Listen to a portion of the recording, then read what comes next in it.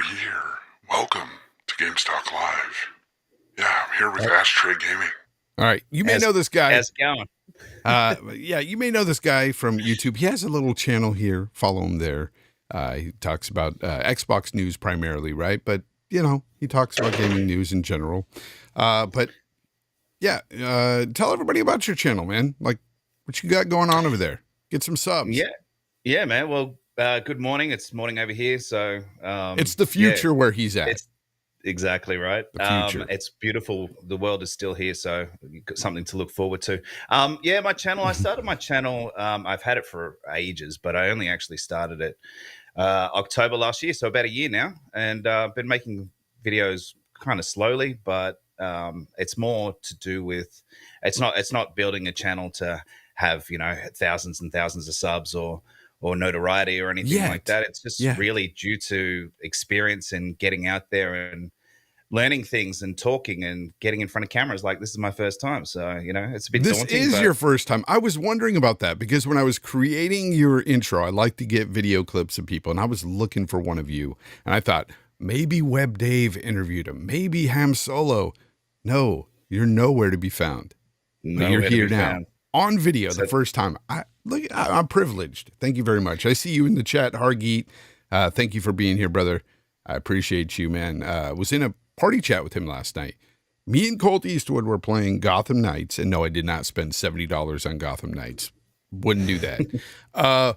But I am playing the game with him. 30 frames sucks so bad, and that's really the worst part about the game.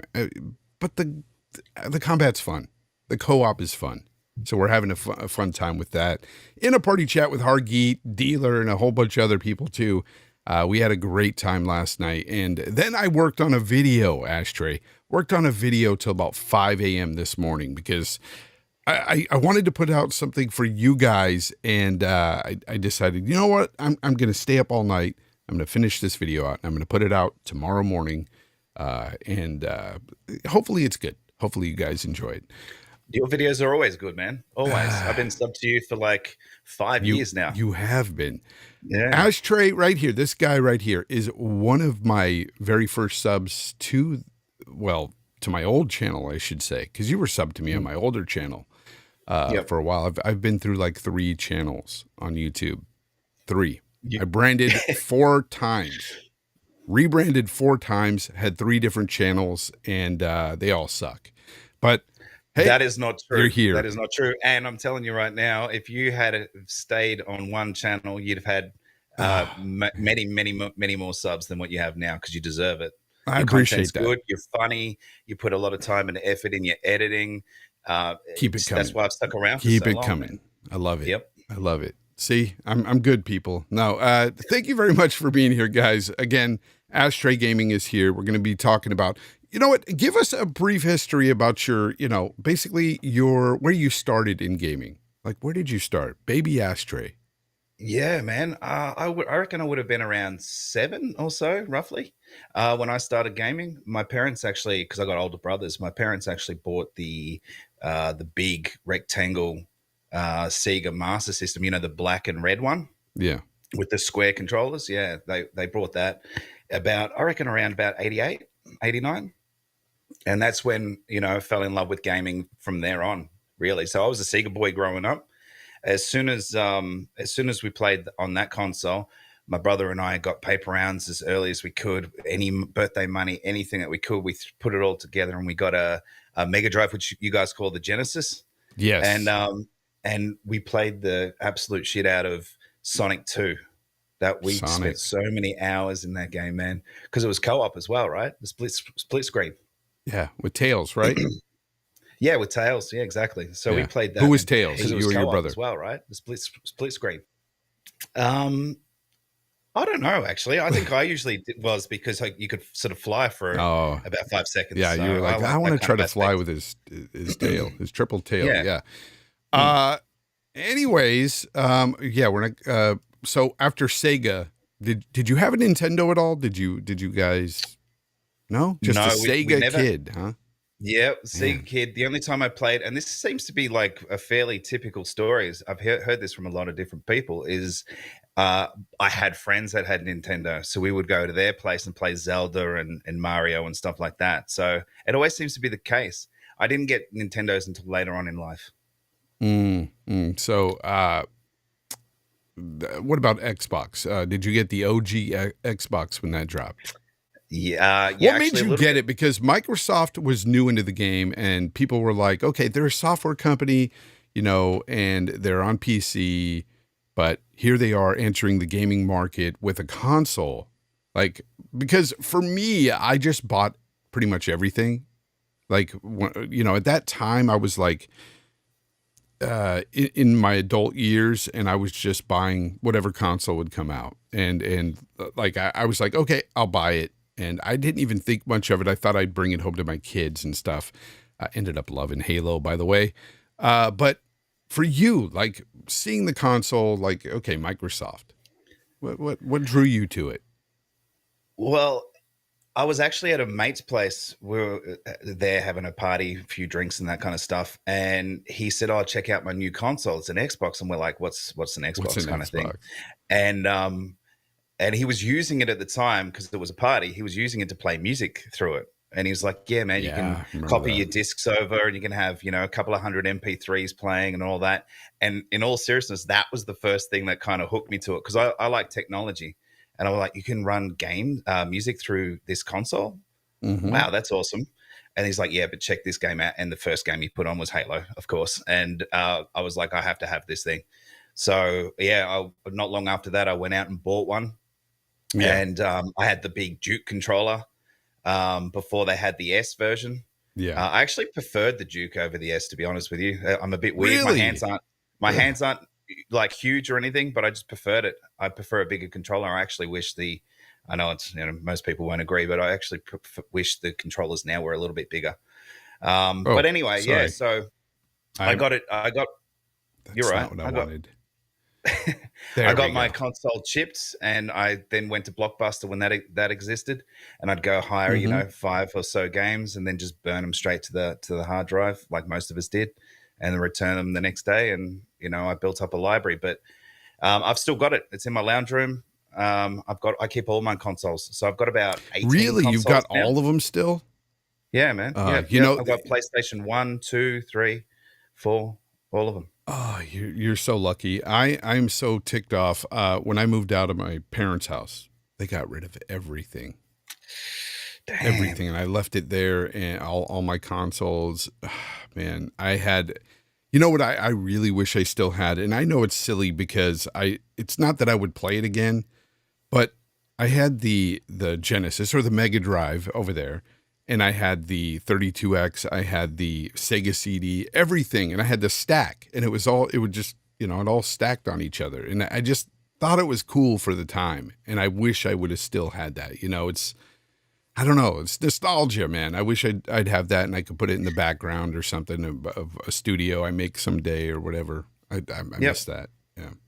Well, man, you could scour the internet and find it somewhere. To be completely honest, I actually sold my OG Xbox many years ago, and I regretted it. And so I scoured eBay and I picked one up. This is going back now 10 years ago, almost identical to the one I had. It was clean. It was chipped. Had about 50 games on it, and I bought it for $70. So I'll never get rid of it again. It stays in my lounge room. And one day when I get a bigger house, an even bigger one than I've got, I want to have a games room and have all my consoles all set up and playable whenever I want. But yeah, I love collecting the consoles. I've only got a small, like 18 consoles sounds like a lot, but when you kind of look at them, it's not too big. And it's a lot. Everything but the CDI, folks. The CDI was trash. The Philips CDI, nobody bought that thing. I mean, that came out during a time PlayStation was out and stuff, and people were like, what is the CDI? What is Philips doing with this? Anyways, chat, do you guys have a console or something that you've kept all these years, or maybe all of them? I don't know. Maybe something that's really nostalgic to you. I don't know. Let me know in the chat. It's interesting to me. I wish I had a lot of that stuff.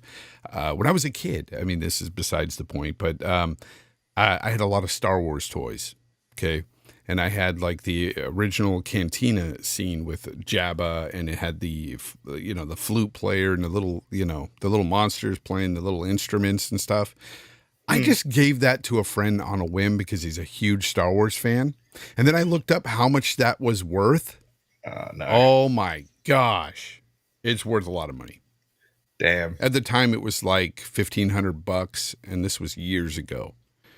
And I was like, "What did I do?" Did it go to a good home though? Yes, looking it did. after He it? said no. Yeah, he's got it set up. He loves that kind of stuff. So he's a very collectible guy. Like he loves collectibles and loves Star Wars. So he loves it more than I do. But yeah, I didn't know what I had. There you go. Anyways, I've got my Silver Surfer #1 comic book still though. Still got that. That'd be worth a bit. worth something. It's worth a little bit. Yeah, still have that. It's pretty good. You have it in the plastic protective case and everything? Yep, sure do. Got the blue one. We got a super chat here from the blue one. He says Ashtrey Gaming is a fraud. And I agree, he's a fraud. Well, Ashtrey, it's fun to talk games with you, but it's going to be even funner to have trivia with some games with you, about some games with you. So let's go ahead and play some 5 questions. Let's do it. 5 questions. All right, you know how this works. 5 questions, 4 trivia, 1 subjective question, sir. And don't worry, they're not too bad, I don't think. Boba Fett had said, kill him with the questions. And I'm like, that's messed up. Why would you say that? I'm sure he did. Yeah. Anyways, let's go ahead and give me start. the easiest one and I'll get it wrong. So, all right, here's the music for you. #1, Ashtrey. This run and gun game developed by MDHR Studio was released exclusively in 2017 for the Xbox. Featured a couple of unique playable characters set in a throwback styled cartoon world. What is it?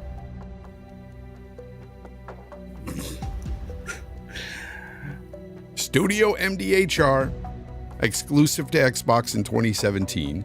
It's now on the Nintendo Switch. You probably played it. Oh, Ashtrey. Cuphead. Studio MDHR. Throwback styled cartoon style. All right, #2. This is a Cuphead question. Now, we know one of the characters in the game was named after the name Cuphead. His name is Cuphead. Can you name the other playable character? Mughead. Are you sure? No. It's Mugman. Mugman. You were close. This close, people. This close. You're on your way to getting 0 for 5. No. #3. This action-adventure game, developed by Konami and released in 1986, featured a final boss fight with Count Dracula himself. 1986, Count Dracula. Konami. Are you drawing a blank? Yep. Absolutely no idea. Castlevania. I thought these would be easier for you. #4. Sam Fisher is the protagonist in this popular Ubisoft franchise. Sam Fisher, protagonist. I know this, but I can't think of it right now. Damn it. You're like me on the spot. I suck. Can't do it. I'll get the subjective question one. Trust me. Yeah, no idea. Splinter Cell. Come on, Splinter Cell. People in the chat, they're guessing everything. They're just like, what's going on with this guy? All right, here's a subjective question. What's your favorite game of all time and why? You see, now that's actually a harder question to answer than what you think, because I actually have several really good games that I like. And it's weird because I can't pick one over the other because I've had specific reasons for liking them. So obviously I mentioned earlier Sonic 2. That's a nostalgic thing. I always throw back to when I was a kid and enjoyed that a lot. But GTA 3 was actually huge for me. I actually played that because I've still got my OG Xbox, I actually played that every single year as like an anniversary thing. Yeah. But at the same time, right, I love my Assassin's Creed games, and Valhalla is one of my favorite games of all time. So I like all three, but I'm going to go with Valhalla. I don't accept that. You're 0 for 5, Ashtrey. I don't accept Valhalla. GTA 3 I can get with, but Valhalla, oh, man. All right.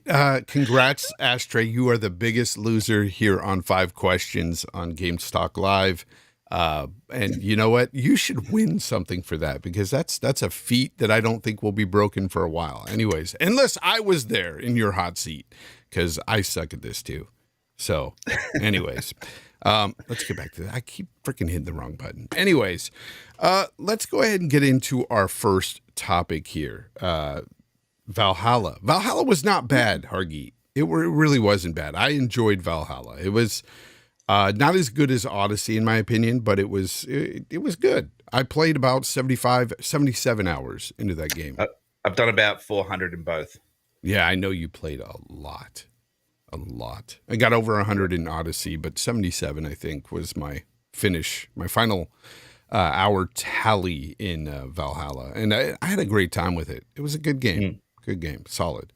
A lot of people were just crapping on it because I think it came out in a rough state. It had like screen tearing and stuff like that. Yep. Yeah, it did, but I mean, it wasn't that bad, and they patched it pretty quickly. The fact that it came out early in the generation, running at 60, not flawlessly, yeah, but it was still really good. And I just got immersed in the world, loved the combat. If you had VRR, I didn't have a problem with screen tearing at all. It was great, but again, you shouldn't rely on VRR. It sucks because not everybody has a TV that has that, or a monitor that has VRR, so it sucks. Hargeet says it wasn't AC. No, you're right about that, Hargeet. It really wasn't. These newer AC games, they are more RPG-like than the original Assassin's Creed games, and plus they're less stealthy, let's be honest. And I know you can go into a camp or fort and be stealthy or run and gun sort of thing, but I like given that choice instead of always being stealthy, because I don't really care for the whole stealth aspect most of the time with my games. And with the AC, I wish that they would just change it, like pull it away from the Assassin's Creed franchise. Like, because these new ones aren't really Assassin's Creed. They are different. They're great, but they're different. I don't know. Yeah, that's the way I feel. Yep. No, I agree with that. Yeah. Brigadier's Blue, thank you very much for the $5 super chat. He says, another Sunday means another episode of GTL. Busy as usual, so I'll have to catch the VOD afterwards. Looking forward to the rewatch later. Thank you very much, man. He always does that, and I appreciate you so much, Brigadier's Blue. Really do. Appreciate you coming through every time. You're busy, and you're just like, hey, here's a 5. Don't worry, I'm going to watch this later. You're awesome. Your guest is awesome. I'll check it out. And I love that. So let's talk about Call of Duty. It released this past week. And Ashtrey, gamers seem to be enjoying this game. Everybody I've talked to that's played the game seems to enjoy it. And people are, talking it up. It's a decent game. I don't know. What do you think about it? Have you played it? Yeah. I've played the campaign, not through the whole campaign, but I have played some of that, and that's really good so far. And I've definitely jumped in the multiplayer a few times. I was playing it quite a bit yesterday. Yeah. It's a solid game. It's got everything you need and want. The weapons are great. It's what you should expect. So there's nothing wrong with it. I haven't had any issues. I've heard some people say that they've had some issues, connection issues, etc. But no problems at all. It's a solid game. It'll get more updates. It'll get more things added to it as you go. I've got no issue at all. And you've played it, haven't you? No, I don't own it. I don't buy the Call of Duty games anymore because first they're $70 and the campaigns, which is the only thing I'll really play, is about 5 hours. If you play it straight through, you'll beat it in 5 hours. Somebody told me that the other day. They beat it. It was like 5 hours. And I was like, wow, that's the reason why I don't pay $70 for those games. I can't hang with you guys in multiplayer. I'll die. I'll pull the team down. I'll die over and over. So. Nah, man, don't worry about that. I suck at it. I'm not very good either, so I wouldn't worry about that. You just do it. It's good to get used to the controls, and I've had to dial them in a little bit, and I've it's helped a lot. So it doesn't matter if you die. It's just a bit of fun. Do you see any big upgrades to the game graphically or mechanically? Have they made any changes from the previous CODs, or basically graphically it's a little bit better? Yeah. But I mean, 2019 was Modern Warfare was a good looking game, so it's a little bit better than that, but the way it handles mechanically and all that, it's basically on par. It's basically the same, and that's good because I don't think they need to change it up. What's solid is that it works. It always worked well, so there's no need to change anything about it, to be honest with you. What about the maps are really good though in this game? I heard that. I heard somebody was complaining about one of the maps on Twitter today. I saw a post and somebody said it's like the worst map COD's ever had, and they hate it. And I forgot what it was. Damn it! But they were just screaming about it, and people were agreeing with them that it was horrible. I'd like to know which map that is because, like the Mexican border map, that's really good. It's like really closed in. You can run down the sides. I don't think that was it. Go between the cars and things like that. That's a really good map. I quite enjoy that one. Yeah, but no, there was one there that was horrible. They were saying, but anyways, the campaign itself. How's the pacing of the campaign? Is it pretty like the missions and the structure there? How is it structured? How do they do that there? Yeah, well, look, I've only played probably an hour's worth realistically of it, so it's not like I'm in that far. But so far, from what I've done, it's pacing quite quickly. Mm-hmm. So you start off in the desert, then from the desert you do a mission there as well. Like after, I won't spoil it for anyone, and then basically, all of a sudden you find yourself at the docks, and then you're in another country. So it kind of does move pretty quickly. All the elements and things feel really good. The graphics, again, are pretty awesome with that. And the way you feel and move in the water, which is, again, early on in the game, works quite well. Yeah.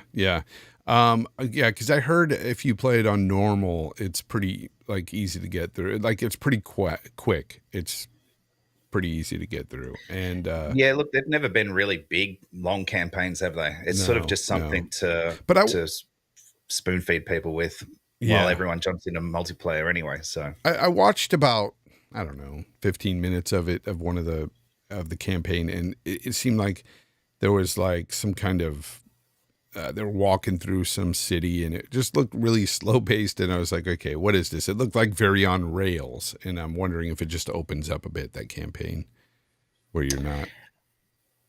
Well, see, that's probably where you get from the docks onto the mainland, and I've only done a little bit of that, so I can't really speak too much on that. But it's very direct. It's like you don't sort of muck around. It's like, hey, we got to go here, we got to go do this. All right, go over here and do that, and then move on to the next section. So it's kind of very much quick. Mm-hmm. Let's go do this and move on. So it is sort of linear. Like you can't really go outside of anything. But I mean, that's typical. That's COD, yeah. Well, let me ask you about this, Ashtrey. How do you feel about the exclusive benefits for PlayStation players? Exclusive, yes. So here's the thing. Yeah. Let's talk. I'll ask you about this after we get through some of this. Number one, Battle Pass bundle bonus. It says unlock new gear and goodies even faster. PlayStation players that purchase Battle Pass bundle will get an additional 5-tier skips. That's a total of 25 tier skips. What do you think about that? Yeah, I look, this is the sort of deals that Sony strike with Activision, and it's not really fair on everybody else that play. I mean, once they skip, they obviously can then get different perks and weapon attachments and things like that. So they're essentially getting more stable guns and weapons faster. Yeah, and it's just not fair on the rest of it. It's kind of win, right? Yeah, pay to win. Yeah, in a way you're right. Yeah, in a way you're right. Also, double XP points. PlayStation players can look forward to exclusive monthly double XP events, 24-hour durations, by the way.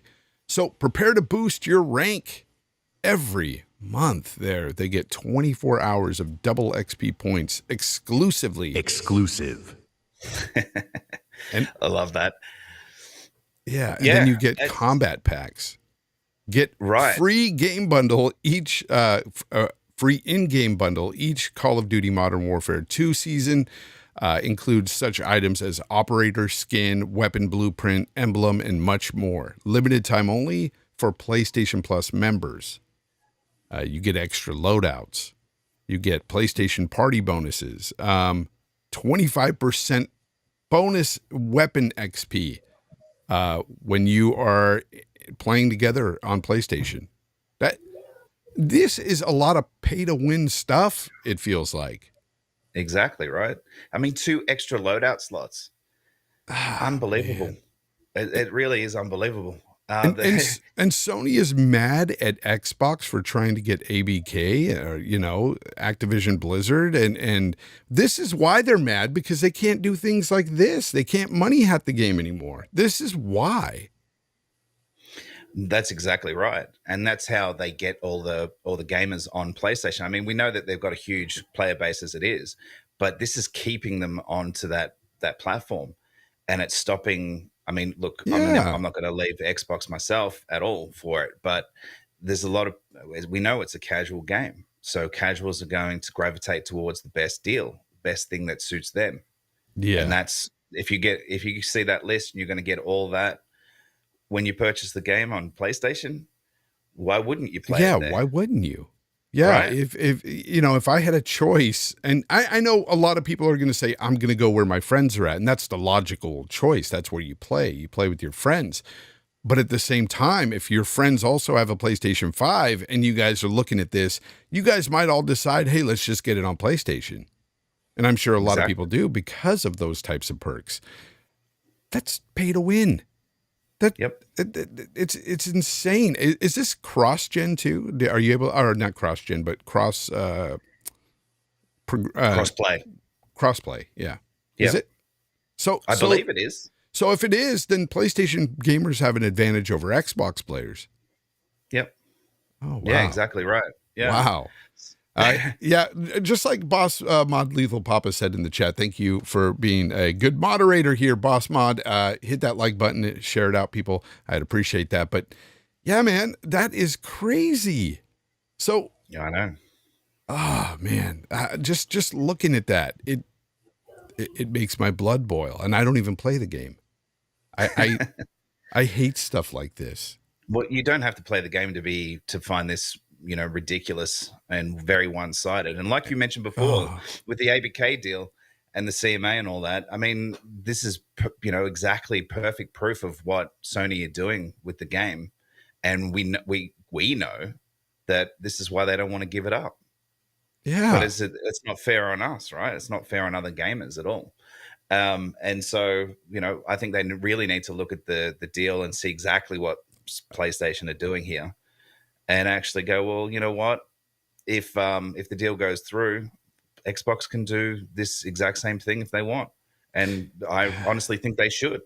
Yeah, but you know what? This is not something that we've seen typically with Xbox, getting these types of deals. I don't know. That's just slimy, man. I don't like pay to win. I don't like that sort of stuff, but that is pay to win. I mean, it's basically buy it on PlayStation and you get a bunch of perks that really help you out over the competition. And that's just insane. I think it sucks. Chat, I mean, they're in the chat saying it too. I mean, you guys don't like it as well. It's I guess if you're a Sony fan, you probably love it. I don't know, but I think it sucks. You shouldn't like it, even as a Sony fan. It's just slimy. It's terrible. Yeah, exactly. Mike Bitter in the chat. Yeah, Activision did agree to it, of course, because they're going to benefit out of it from the millions of dollars that Sony paid them. But they're a third-party company. What do they care? Yeah. It's more in my opinion anyway, it's more to do with Sony or PlayStation locking these things behind their sort of paywall, which is their Yeah. console, and I like what benefiting their customers. I like what Dead Time had to say here. He says Sony pretends like Xbox is trying to not play fair while actively kneecapping Xbox. Exactly. That's what's going on. Hargeet says, I don't think Phil would do this. They could add some skins as GPU perks, but not game changes. It would hurt Steam as well as PlayStation players. Yeah, it hurts Xbox and Steam players right now doing this sort of thing. It's very, Decado, you're right. It's very hypocritical. It's very hypocritical. And, this is why the whole ABK deal and everything, for me, it needs to go through. Because one, you'll have less money heading going on. And number two, it's just going to spark competition, spark innovation. It's going to push gaming forward. If Xbox is going to be able to truly compete, and I say this because, not because they don't have good studios now. They do have some very talented studios, especially when they picked up ZeniMax. They've got Playground Games. They've got some decent studios. They got 343. I'm just kidding. Not 343. But they've got great studios. But at least with the ABK deal, a game that runs at 60. It would open it up so much. It would open up competition so much if they had these big games like Call of Duty and, what is it? Diablo. Can't wait for Diablo 4. I can't wait for that game. But yeah, that's just, it's gross, man. I did not really even look at that and really, I didn't study that thing at all, that picture until I came on the show, and reading that, it's gross. That sucks. What's up? I want to give a shout out to Colt Eastwood in the chat. Yeah, we had fun playing Gotham Knights co-op last night in the full 30 frames filmic. No, 30 frames per second. Yeah, it's garbage in 30 frames. I wish they would have that game in 60 frames so bad, but it's fun. We're having fun with it. So what can I say? Let's talk about Phil Spencer. Let's talk about Phil Spencer, the recent interview. He had some interesting things to say. He said that, number one, Ashtrey, Game Pass is profitable. Does that shock you at all? No, not at all. He said that at least a year ago, minimum. So he kind of alluded to it, but he never really came out and said it. This is the first time he actually said it with his chest. No. It's profitable. There was an article. It was an article at least a year ago. I remember looking it up back then when he said those words. So to me, he has already said this. Clearly, people have already forgotten. But look, so it should be. It's a great deal. Yeah. What do they really? They own the servers. Half the cost or most of the cost for a lot of the businesses out there is server costs. Well, they own the servers. So you got to add things together and go, well, look, even if they weren't, and clearly they are, but even if they weren't, it doesn't matter. As a consumer, as long as I'm getting a good deal in gaming, I'm happy. And I know that sounds, whatever you might want to call it, but I'm happy. I've got 2 subscriptions. I've got mine at Ultimate, and I've got one for my boy. So we're happy over here. We pay the money. Yeah. Whether it's profitable or not. Donald Duck, he asked for this, so here you go. This is about delivering great exclusive games for you that ship on platforms where Game Pass exists. Yeah, he said it. He said it. But here's the thing about Game Pass. It's not a shocker to me that it's profitable. I don't personally care. And let me say that outside of the fact that, yes, I want it to be profitable so I can continue to have Game Pass and have continue to have great additions put into Game Pass, great games, AAA games, bangers. That's what we want in there. But outside of that, I just don't care. I don't care about the numbers or whatever. But here's the thing. This year, let's talk about this. So this year wasn't very good as far as AAAs going into Game Pass. It just was not a good year. Now, with all the acquisitions and everything that they have made, we know that they're creating games. The acquisitions to come, we know that there's going to be games there as well. But it's a lot of hurry up and wait on this stuff. And it sucks. The waiting game does suck. But this past year has not been a good look for Game Pass as far as AAAs. There's been a lot of great indie titles, but I don't subscribe to Game Pass for the indie titles. I subscribe for the AAAs. The indie titles are just icing on the cake for me. That's really the extra freebies I get within the service. That's the way I look at it. I don't know if you're different in that regard. Do you look at all of them equally, or are you more AAA? I'm very much the same as you. But we're that hardcore gamer that we want to play all those AAA games through Game Pass. But when you look at the outside of what we want and our views, the regular consumer is happy with whatever jumps in there. Not whatever, but they don't thrive off the AAAs as much as what we do. So, for example, my son, he'll play Fortnite and he'll play Minecraft and Bugsnax. He actually loves Bugsnax. You know what I mean? So he's only 9, right? He doesn't know or care about Gears of War or Forza Horizon or Halos or any of these newer games that are coming out, because he's not at that age group. So, and we've got to kind of keep that in mind, in my opinion. So yeah, I agree with you, what you said, because that's what we want. But the broad majority are just happy to have new editions of games coming in and out. It's interesting you say that, because my son, he's 17 and he prefers the indie titles. He plays more of those than he does AAA games. I mean, he'll sit there and play Stardew Valley and things like that for hours on end. And I'm like, I can't get into that. But he loves it. And he plays with all his friends, and they play different types of genres like that. I mean, he'll sit there and play Genshin Impact with his friends over a AAA game. And I'm like, oh, okay. It's just, so I know there's different, but the reason why I bring it up though, is because, he said, now in this interview, he said that the business makes up about 10 to 15% of the overall Xbox revenue. But he also stated that he doesn't see it going past 15% ever on console. He feels like this is basically where it's always going to stay. And a lot of people have ran with that and stated that, Phil says that, this is where it's going to be forever. It's not going to make them much money. Yeah, it's creating some money, but not that much. I say bullshit. I say bullshit on this. I think Phil is underselling Game Pass big time because he wants this ABK deal to go through. All right? Yeah. He wants this deal to go through so bad that he's not going to make it look like, oh my gosh, Game Pass, this is what the CMA and Sony are worried about. This is the juggernaut they're really concerned with. He's not going to put it out there like that. So of course he's going to undersell it. This is the way I see it. And this past year, not much AAAs have been put into the service, so much so that I don't think that they saw much growth because of that. And I think that when they do start putting in those games, and I think it'll start next year really with Starfield.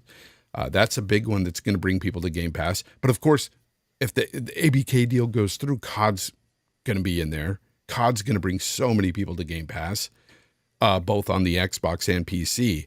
So this narrative that Xbox Game Pass is not going to grow much more than this is really stupid, in my opinion. What do you feel?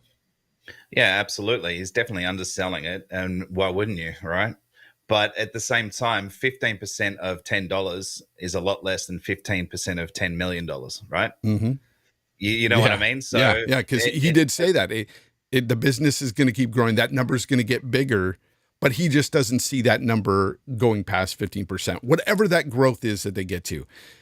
That's a sneaky way of saying, look, we're going to make a shit ton of money regardless, right? Yep. At Xbox. So... Yep. It's just, you have to listen to the words these CEOs and these executives say in these interviews.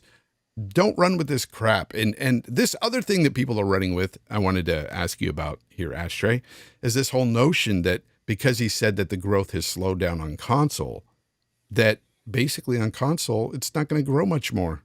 It's at about 20 million or 25 million, maybe, if we're being generous, and that's it. Do you think that's true? Do you think it's stunted there on console? Yeah, no, of course not. The growth is it's going to keep growing. Obviously, we're only 2 years, not even 2 years into the generation so far. There's going to be a hell of a lot more consoles sold in this generation. I reckon this generation is going to go for at least 10 years or about 10 years, which will be the longest ever. But that's obviously due to with a mid-gen refresh, by the way. We're getting those mid-gen consoles. It's coming. Not on Xbox. Isn't going to do a mid-gen. Yes, they are. Yes, they are. I'm hearing things, and it's going to happen probably in the end of 2024. Xbox doesn't need a mid-gen refresh. I'm telling you, They haven't even tapped out on these consoles yet. No, they haven't. They haven't. That's the truth. They're not even utilizing all the feature sets in these consoles now. I don't understand why, but look, innovation, technology, it moves quickly. And right now, you've already got 4090s coming out on the PC. You've got CPUs that absolutely destroy the CPU in the Series X on PC right now. So it's going to keep moving. And look, I personally like mid-gen refreshes. I do, because I want the more powerful consoles, but I don't want it right now. At the end of 2024, okay, I could see that. But right now or next year, I'm not ready. I need my console now to be tapped out. I want this console to be pushed. Yeah. I mean, mine hasn't even, it's still brand new, basically. It's not ready to be replaced yet. And there's no reason for it to be replaced. So I don't really understand the whole point of that, because it sounds like just a lot of money being wasted on console. I mean, they're apparently not even making money on these consoles still. And that's what I heard. You're going to put more expensive gear into another console, then it's going to be, like they're losing $200 per console apparently, and that's normal. They've always been sold at a loss. But what, they're going to make a mid-gen refresh and then lose $400 on it? Yep. Like, I can't see the point of that. That doesn't make any sense to me at all. No, so I hear you, man. It's weird, but it's what I'm hearing. And if it's true, again, maybe late 2024, maybe early 2025, but within 3 years, we're going to have a mid-gen refresh. And that'll be a 5-year into the generation kind of cycle. But it's just not something that I'm looking forward to right now. I love my Series X and my PlayStation 5. I want to see them tapped out before I see any new consoles come out. That's just the way I feel. Cerebral Assassin, thank you for the $5 super chat. He says, Game Pass is awesome from families that are on a low income, and also for people like us that also understand the value of it. Yeah. No, it's really a great value, especially for families like Ashtrey was talking about with his son. My son, he plays way more games on it than I do when it comes to all those indies and stuff. I look for the AAA games mostly, but I do play some of the indie titles. There's some really good gems sometimes that I find on Xbox. But again, those are the side pieces. Those are the little, the icing on the cake for me. Those aren't why I subscribe to Game Pass. I want those big AAA games. And if they're going to do this, let's talk about this. Okay, so Phil, he also talked in this interview about how they might not be able to keep prices on certain things at the same price. They may have to raise some prices soon. Never alluded to what exactly. People are running around saying, oh, it's $70 games, it's Game Pass, and it's the consoles. He's raising everything. Now, I think it's at least two of those things. I think number one, because they're losing out on their consoles right now. I'm hearing a rumor that they're losing at least $100 on each. I don't know if that's true or not.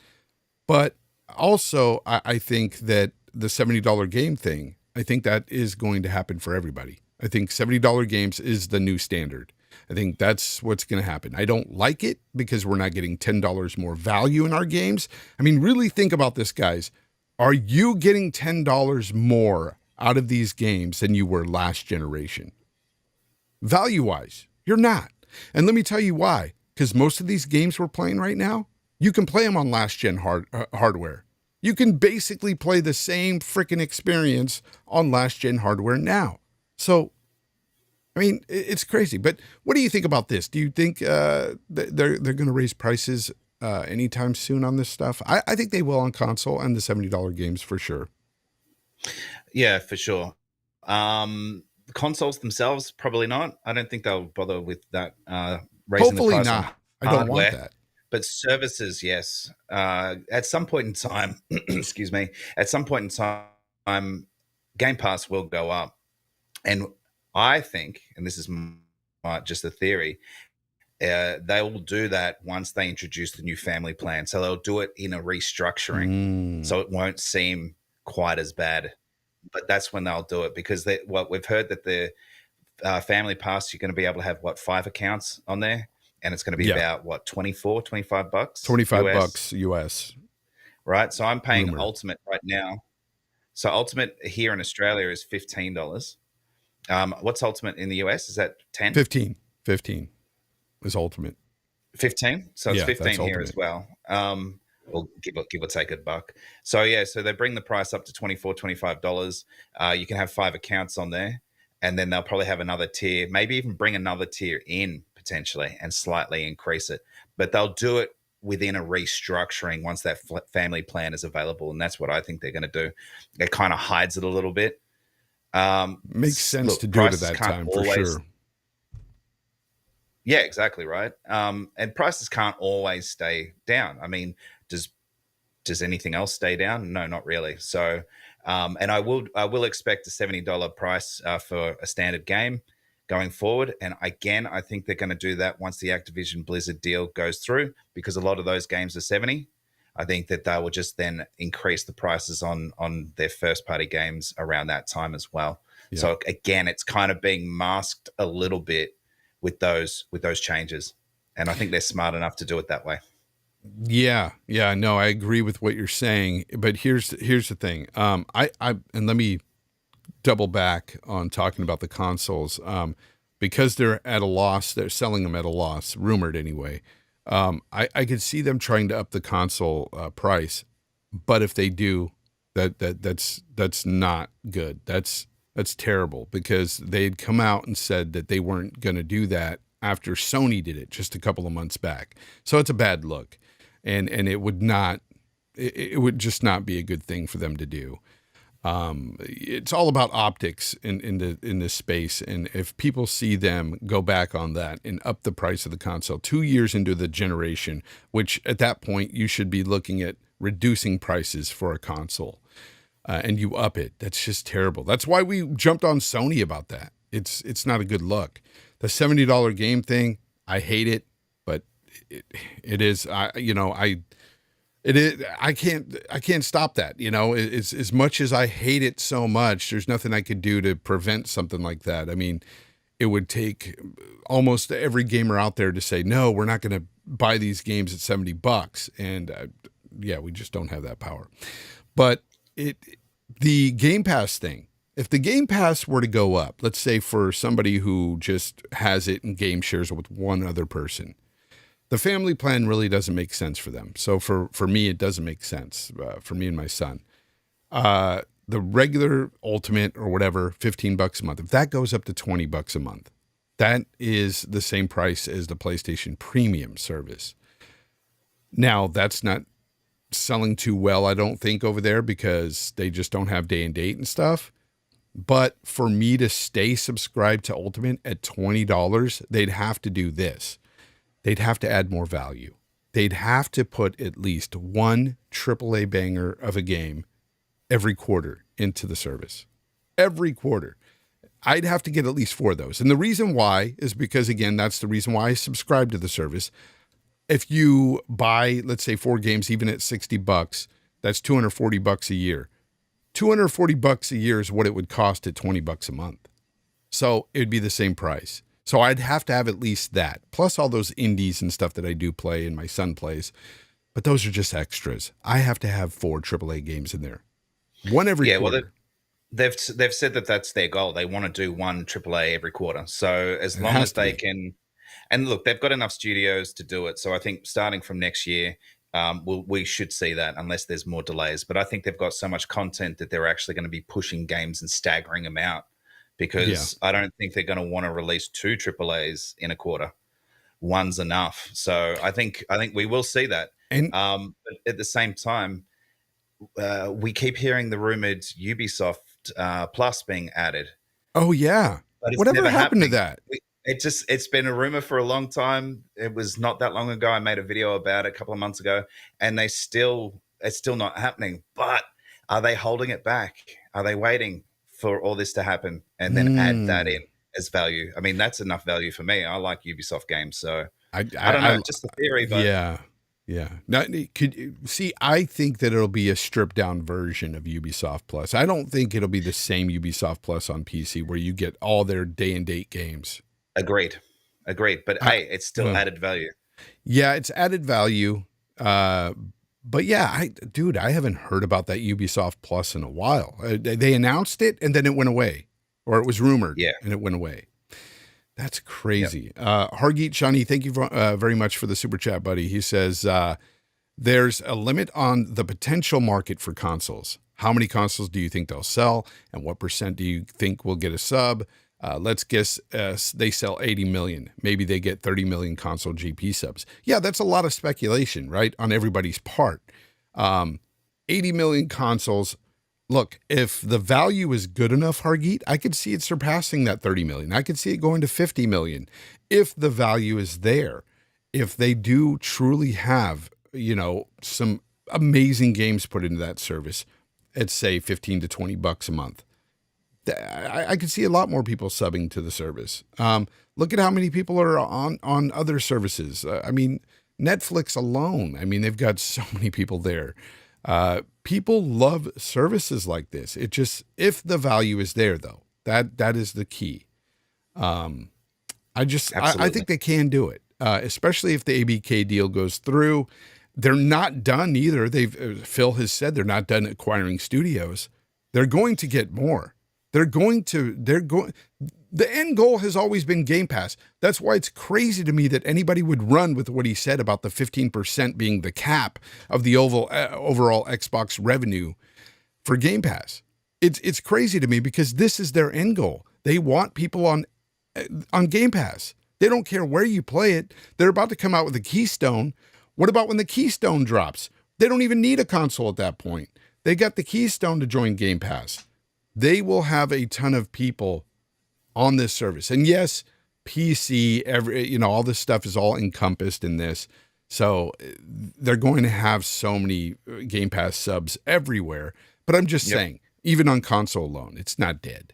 They're going to move past that 15% mark. If they get all this value added, mind you, I could see it. Exactly. No, they will, for sure. And I agree with what you said earlier. They're lowballing it at this point. And look, there was a bit of a rumor going around that they already had an acquisition lined up before the ABK deal came along, and that's been put on hold. So as soon as they can, once the ABK deal's done, I don't think it'll be too much longer after that. Once we start to hear again what that deal was going to be and who it was, it might be Sega, might be someone like that. So there is something big already there that they've had to put on hold, and we're pretty certain it was something huge. So it's only going to get more. Yeah. I'm laughing because I'm looking at the chat and I see this Go Packers guy. He said low quality Game Pass games, but he's got a picture of Beetlejuice. Man, I love Beetlejuice, but I don't like the Packers, and I don't like your statement there. But it's crazy to me that a lot of people are running with what Phil said as being gospel. Phil is obviously playing chess here. He's trying to downplay Game Pass right now. That's what he's doing. It's obvious he's downplaying the service. He wants this deal to go through, and downplay the service. Point fingers over at Sony and say, look what they're doing with COD right now. Look at all that pay-to-win shit they're doing. That's what he should be saying. Look at that. And I'm sure they're probably going to bring that stuff up. They're lawyers and stuff. I don't know. But it's terrible. We saw the thing earlier about COD, And it's terrible what they're doing over there. Papa Boko 72, thank you very much. He says, great show, Fonz and Ashtray. Don't forget to hit that like button. Yeah, people, hit that like button if you haven't. Chat and support these awesome fellows. I appreciate you, man. Been in several party chats with him before. One Bad Mother says he agrees with me. He says service is still in its infancy. PC is still early. Yes, PC is still early, but as Phil also stated in this interview, that it's doing incredibly well on PC. Like they're seeing incredible growth over on PC right now. And that's fantastic news for them. It's fantastic news. It's fantastic news for everybody, really, because we, as gamers, we're going to get more. As much as this service sells, it brings us more games, brings us more value. Absolutely. But the $70 games thing, they will up their price to $70. It's no shocker to me, especially if you guys heard the interview with Aaron Greenberg on RDX 2 years ago. It was it that long ago? I think it was maybe a year and a half, 2 years ago. And Aaron was on there pushing Game Pass, and I asked him, what about the people that don't want Game Pass? Are you guys going to bring your games up to $70? And he avoided the question, kind of just said, what does it matter if you're on Game Pass? And I was like, well, it matters because not everybody's going to subscribe. And at that point, I knew $70 games are coming to Xbox. At that point, I knew. Didn't know when exactly, but it's coming. It's coming. That's going to be the new standard for sure. But yeah, as for Game Pass going up in price, they definitely have to put more value there for me. They have to add more AAA games.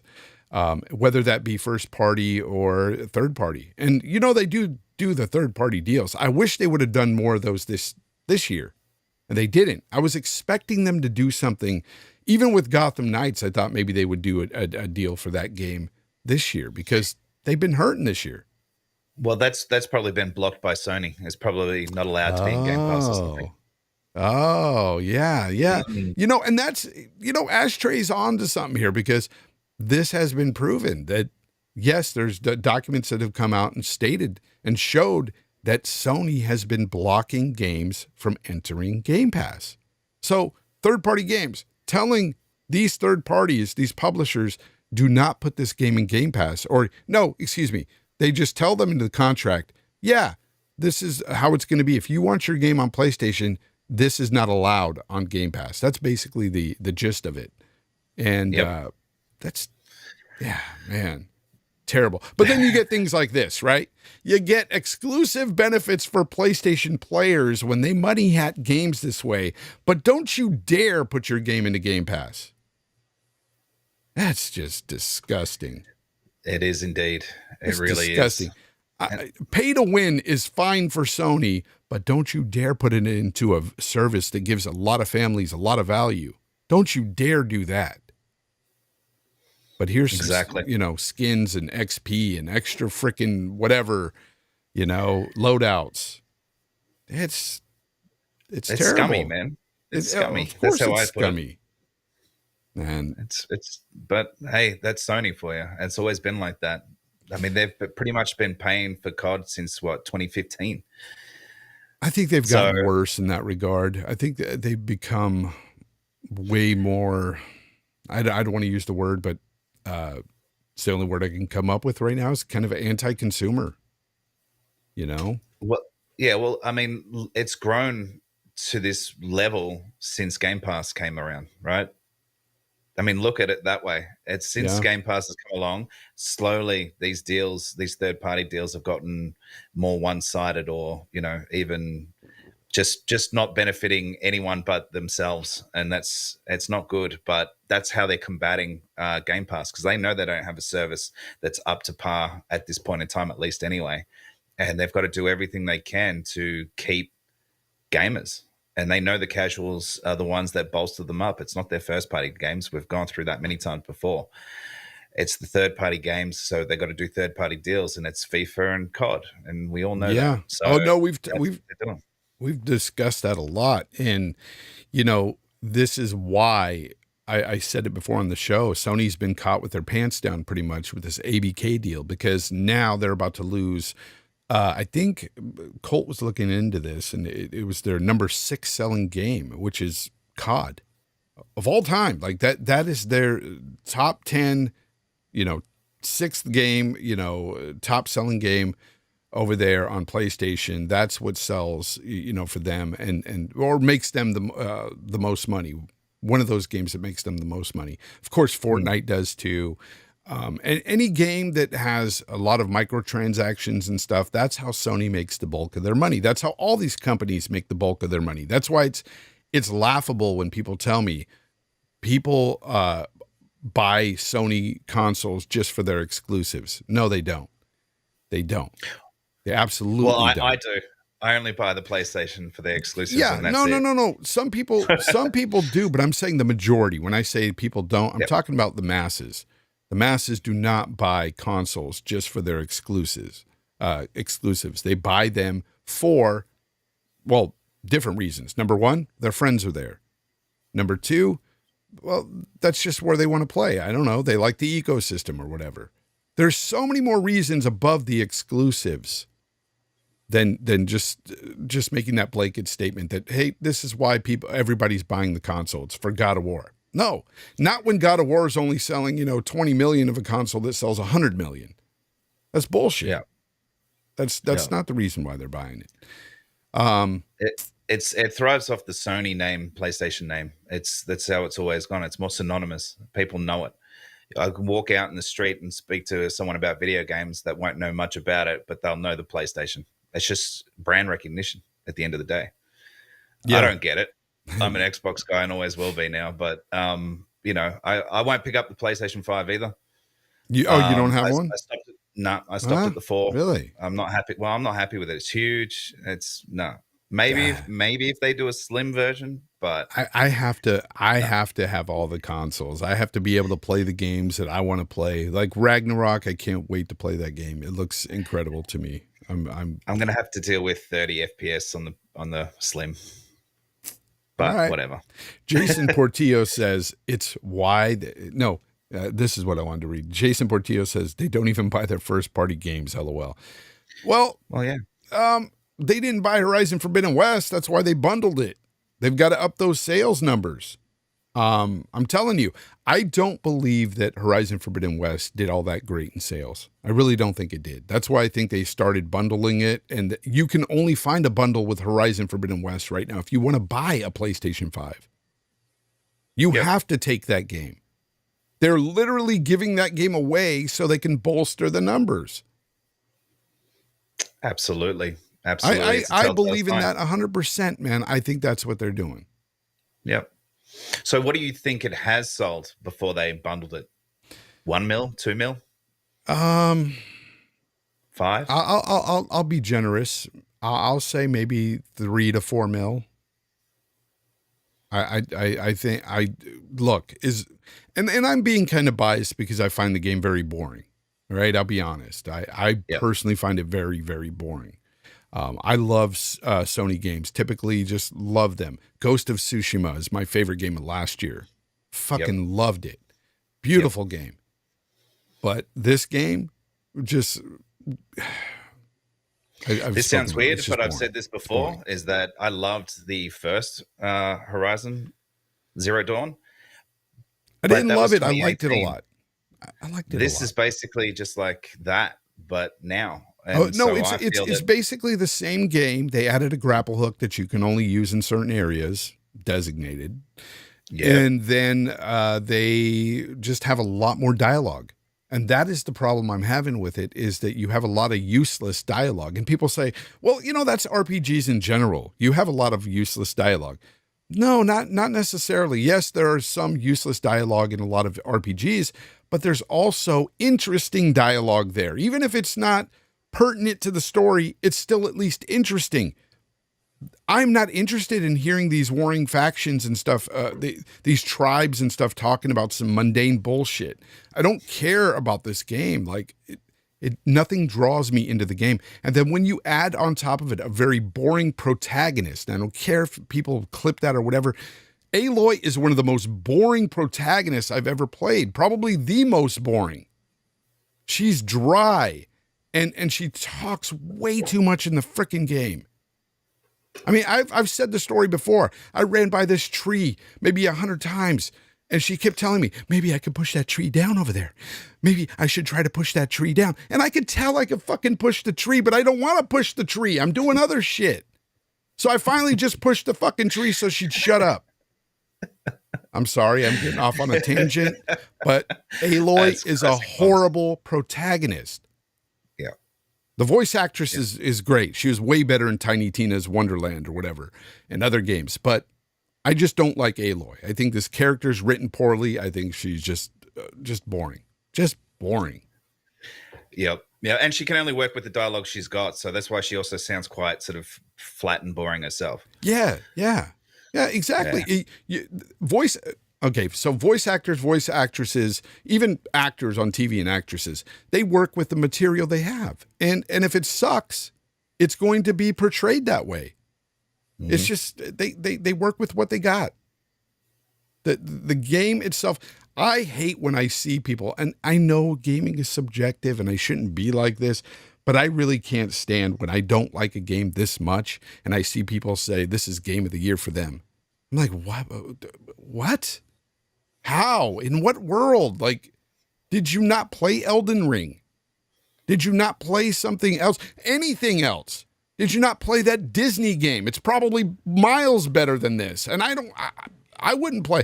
You could play Minecraft and I'd say that's a better game this year than frickin' Horizon Forbidden West. It's just not good. Sorry, guys. I agree with you, but I'm more on the mechanics side of things. It just feels dated. And I know it's only been a few years, but mechanically. Yeah. Animations and everything, it's the same. They proved it. Yeah.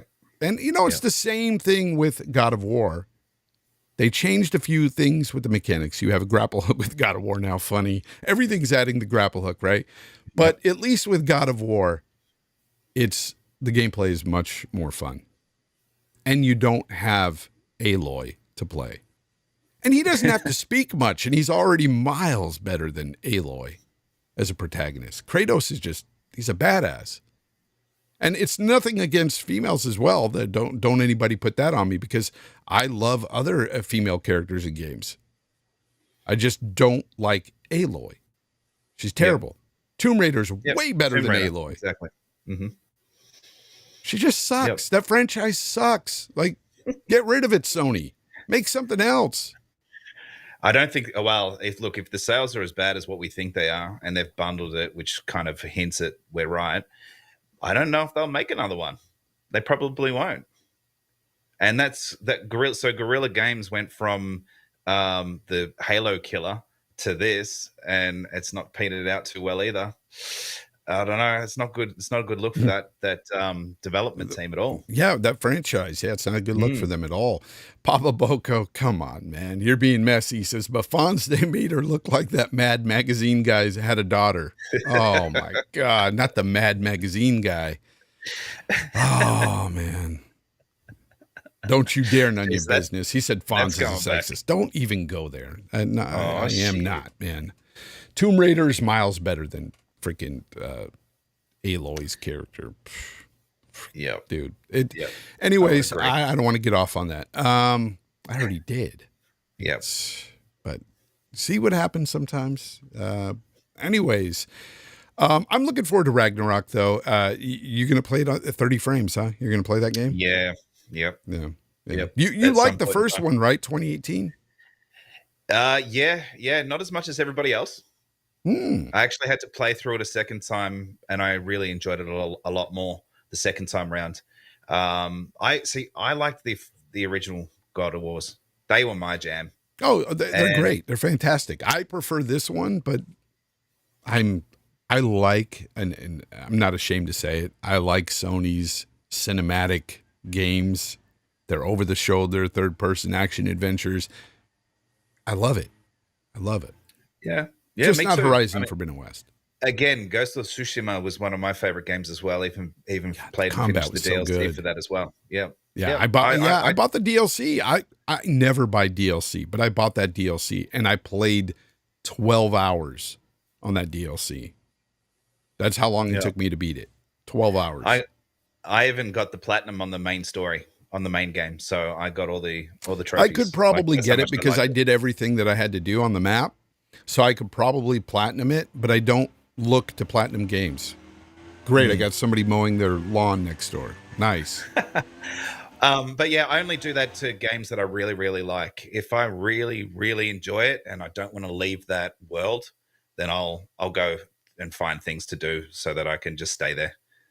That's why I've spent so many hundreds of hours in the Odyssey and Valhalla. It's because I just don't want to leave those worlds, and I just love playing them. So I'll go through and clean the map out. And I know it takes a long time, but again, if I'm enjoying that world and that feeling, that aspect of the game, then I'll stay there. That's why I love open world games. I love it for that reason. I love being just immersed into the world. Now, if I don't care for the game too much or the game world too much, I won't spend as much time on it. But like, for instance, Gotham Knights, I'm having fun with the game, especially in co-op. It's been a blast. Not having fun with the 30 frames so much, but you know, you got to just get used to it. But the world itself, honestly, is kind of bland. I don't think it's very beautiful, and I don't think it's not even about the way it looks. It's just one city, so it's very closed off, it feels like. I felt the same way with Spider-Man, though. You don't feel like it's so much of an open world because you don't go through different biomes, different set pieces and stuff. It's kind of just its own thing. It's just one city. And so I won't spend as much time like playing this game as I would, say, a Valhalla or an Odyssey, because they have so many different places to go and see. Yeah. There's just a different there. I love open world games, though. Freaking love them. It's my favorite. Yeah, me too. Me too. Yeah, I'll spend a lot of time. Anyways, we've come to the end of the show, Ashtrey. It's been fun. Let everybody know where they can find you on social media, on Twitter, YouTube. Let them know. Yeah, man. So I'm on Twitter, not as much as I used to be, but I'm always lurking around there, upsetting people every now and then if they've got some stupid take. But that's at Ashtrey Gaming, Trey. And then my YouTube channel is exactly the same, Ashtrey Gaming. I really only use those two platforms, YouTube and Twitter, because everything else, I don't really find it necessary. I drop videos not as often as I should. I probably drop a video once a month these days, but they're doing all right, and I'm having fun making them. It's good practice, good to get out there and try and learn to talk into a microphone. It's a lot easier to talk into a microphone like this as opposed to trying to record something, which is it's a strange feeling. So I've still got to learn to get over that. But I'm having fun editing the videos and putting some content out there from my point of view. So if you want, head over to my channel and check some of those videos out. And if you like it, you can always subscribe. So that's where you can find me. And I also do a podcast every Saturday morning. When I say Saturday morning, it's I think it's 5 p.m. Eastern in the US on a Friday, but it's 8 a.m. Saturday morning here for me. And that's over at Gamers. It's the Gamers Initiative podcast over at Elite Gaming Guru's channel with me, Elite Gaming Guru, and Red Dead Panda, and she's awesome as well. So we do that, and that's a bit of fun as well. So we don't do cam, but yeah, we talk gaming in all aspects. So yeah. Now that you've been on cam for the first time, how did it feel? Pretty good? Yeah, fine. No problem at all. I mean, I see my ugly mug every day, man. So except for the 5 questions, you did horrible. But I told you I would, though. Oh, no, I'm just kidding. But no, look, that's the thing. I used to get so nervous on camera. Sometimes I still do, but at the end of the day, it doesn't really matter. And I feel like being on camera, though, helps people see your expressions and stuff and see that you're joking and things like that. Because sometimes when you're talking and coming across a certain way, if you're being sarcastic, sometimes people may not get it. But if they see you, they're like, oh, yeah, he's just being sarcastic there. So, Yeah, I just figured people wouldn't want to see me. So but whatever. Paco Boco, you're right. Mad Max for the win. Mad Max was incredible. That's another open world game I freaking loved. I played 75% of that game on the PlayStation 4 Pro back in the day because it was 1080p and it was only like 700p on the Xbox One. So I played it on the Pro, right? And so I got to about 75%. And then something came out and I stopped playing it. And I forgot about it. And then about a year ago, I saw there was a sale on Xbox and it was like $8. And I was like, oh, I'm going to buy it. And then I found out it was 120 frames per second at 1080p on Series X. And I was like, whoa. So I played through the whole freaking thing and I just loved it, every second of it. Mad Max is incredible. If you guys have not experienced Mad Max the game, and you like open world games, and you like the Arkham style combat from the Batman games, I'm telling you, there is no better game. Pick that up if you haven't. It's probably dirt cheap still, even if it's not on sale. It's probably dirt cheap on Series X. If you have a Series X, I implore you, buy it. Because it's only 30 frames on the PlayStation 5, by the way. You can't get it at higher than 30 frames there because they did the FPS boost on it. But anyways, I implore you, if you have not played it, please play Mad Max. It's incredible. Incredible. Anyways, guys, that's the end of the show. Until next time, thank you very much, Ashtrey. You were an awesome guest. Thank you very much, Chad. I appreciate you guys. Until next time, game on.